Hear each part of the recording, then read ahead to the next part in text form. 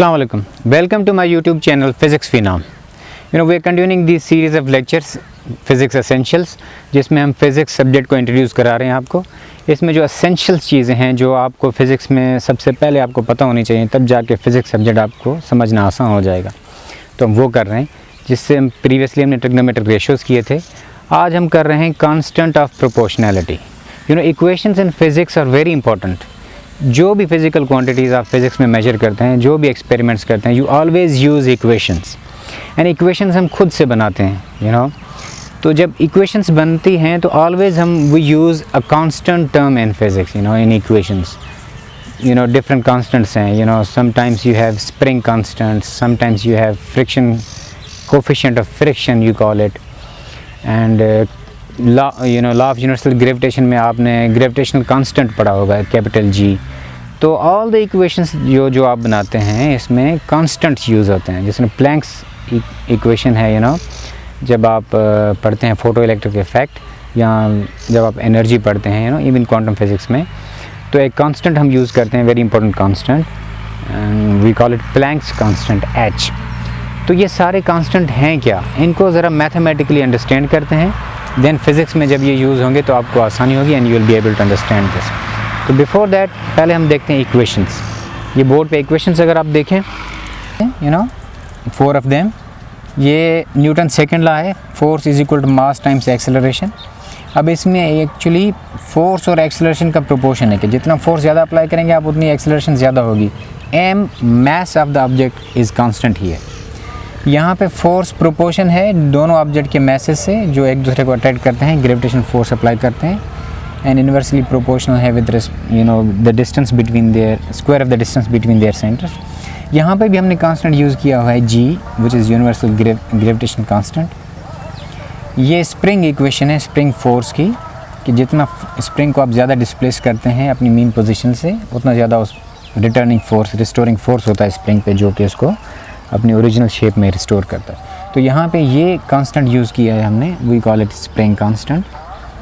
ये equation of friction है, frictional force जब हम लिखते हैं तो फ्रिक्शनल फोर्स डायरेक्टली प्रोपोर्शनल है विथ नॉर्मल रिएक्शन फोर्स के साथ। लेकिन ये म्यू जो है, this is constant, we call it coefficient of friction physics में। But mathematically all these are constants of proportionality. तो आज का हमारा टॉपिक है ये कांस्टेंट ऑफ प्रोपोर्शनैलिटी को समझना। तो ये कांस्टेंट ऑफ प्रोपोर्शनैलिटी है क्या? एज आई ऑलवेज टेल के एग्जांपल्स आर वेरी इंपॉर्टेंट, कि जब आप अच्छा एग्जांपल देते हैं तो यू डोंट नीड डेफिनेशन। तो लुक एट दिस एग्जांपल।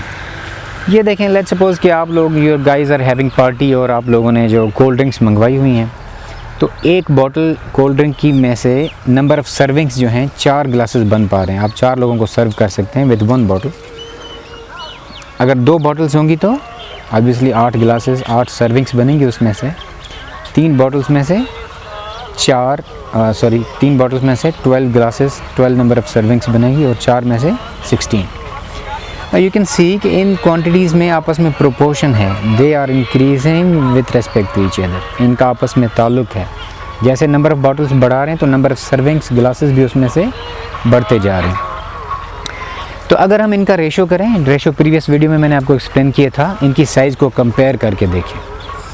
तो ग्लासेस को नंबर ऑफ़ बॉटल से अगर आप रेशो करें, पहले केस में 4 को हमने 1 से डिवाइड किया तो आंसर आया 4। दूसरे केस में 8 को 2 से डिवाइड करें, फिर भी आंसर आ रहा है 4। अब दिस एग्जांपल टेल्स यू कि जैसे ही आप नंबर ऑफ़ बॉटल्स बढ़ाते जा रहे हैं, नंबर ऑफ़ ग्लासेस भी बढ़ते जा रहे हैं।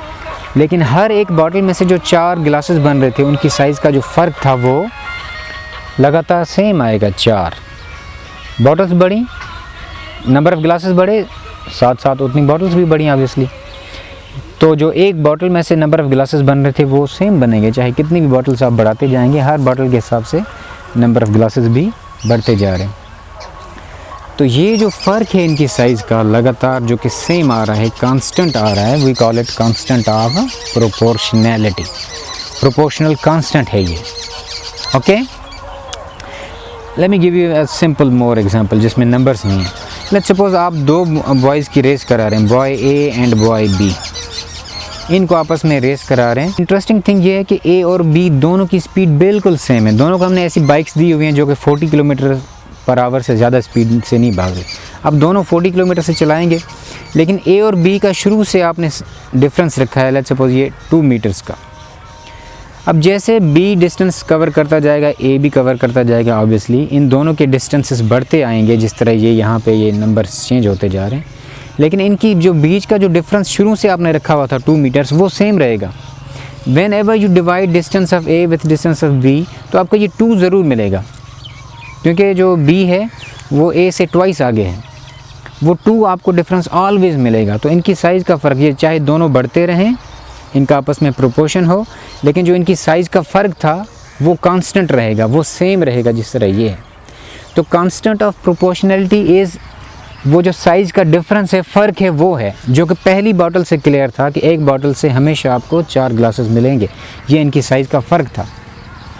तो 2 बॉटल्स में से 8 मिलेंगे। तो जैसे ही आप डिवाइड करें तो देखें ये 4 आपको लगातार सेम मिल रहा है, कांस्टेंट प्रोपोर्शनैलिटी। तो अब अगर मैं आपको कहूँ कि इस प्रोपोर्शन में से इन दोनों के बीच का प्रोपोर्शन है, क्या हम यहाँ पे इक्वल साइन दे सकते हैं? 1 is equal to 4? Obviously not, this is not equal. Proportion में से जब आप इक्वेशन बना रहे हैं तो देयर इज़ समथिंग रॉन्ग कि 2 इज़ नॉट इक्वल टू 8। आप ये कह सकते हैं कि इनका प्रोपोर्शन है आपस में, ये प्रोपोर्शन साइन है, 2 इज़ प्रोपोर्शनल टू 8। जैसे ही 2 बढ़ के 3 हो गया तो ये 8 बढ़ के 12 हो गया। इनका प्रोपोर्शन ज़रूर है, बट यहाँ पे आप इक्वेशन की साइन नहीं दे सकते। प्रोपोर्शन में से इक्वेशन नहीं बनता। अगर आप करना ही चाह रहे हैं तो आपको क्या करना पड़ेगा, एक साइड पे उस कांस्टेंट फ़र्क से जो कि 4 था, उससे अगर आप मल्टीप्लाई कर दें तो अब देखें 2 4 है 8, अब ये इक्वल बन गया। यहाँ पे अगर आप 3 को 12 ये इक्वेशन की साइन देना चाहते हैं तो यहाँ पे भी आपको कांस्टेंट जो उनका फ़र्क था ये लगातार 4, उस 4 से मल्टीप्लाई करना पड़ेगा। 3 4 12, अब ये इक्वेशन बन सकती है। तो सी कि जब हम प्रोपोर्शन में से इक्वेशन बना रहे हैं तो हमारी मजबूरी है कि उनकी साइज़ का जो फ़र्क है वो ख़त्म करने के लिए एक साइड पे आपको ये कांस्टेंट ऑफ प्रोपोर्शनैलिटी से मल्टीप्लाई करना ही पड़ेगा, तभी जाके आप फ्रॉम प्रोपोर्शन टू इक्वेशन जाएंगे। You will make an equation out of a proportion, कि जब आप एक साइड पे उस कांस्टेंट से मल्टीप्लाई करेंगे तब a proportion turns into an equation when you multiply the constant of proportionality with one quantity. तो फिर आप इक्वेशन बना सकते हैं। फोर्स का प्रोपोर्शन था एक्सेलरेशन के साथ, कि जितना फोर्स आप ज़्यादा अप्लाई करेंगे उतनी एक्सेलरेशन ज़्यादा होगी प्रोड्यूस। लेकिन इनकी साइज़ का डिफरेंस तो ज़रूर होगा ना शुरू से, जैसे ही आप शुरू करेंगे। वो जो साइज़ का डिफरेंस है वो m है।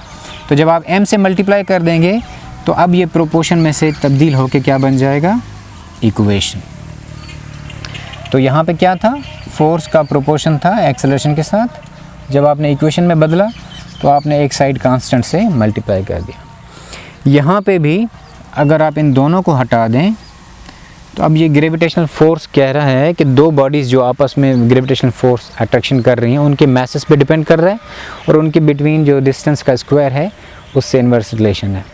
तो this is proportional to this. जैसे ही आप ये बढ़ाएंगे ये बढ़ता जाएगा, ये बढ़ेगा, ये बढ़ेगा, लेकिन इक्वल नहीं है, इनकी साइज़ का फ़र्क ज़रूर है। तो जब आप इनको इक्वल करेंगे तो you have to multiply it with a proportion constant of proportionality, जो कि इस केस में g है।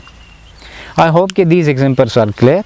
लाइकवाइज यहाँ पे भी है कि जितना ज़्यादा डिस्प्लेस करेंगे, स्प्रिंग को खींचेंगे, उतना ज़्यादा फोर्स स्प्रिंग में वापस उसको रिस्टोर करने की कोशिश करेगा। लेकिन ये इक्वल नहीं है, प्रोपोर्शन है। इक्वेशन बनाने के लिए आपको स्प्रिंग कांस्टेंट से मल्टीप्लाई करना पड़ेगा। आई होप कि this is all clear now, and don't thank you so much. This was very important lecture because ये आपको इक्वेशंस बनाने में हेल्प करता है, and equations are all over the physics. आपको हर चैप्टर में एवरीवेयर यू नीड इक्वेशंस।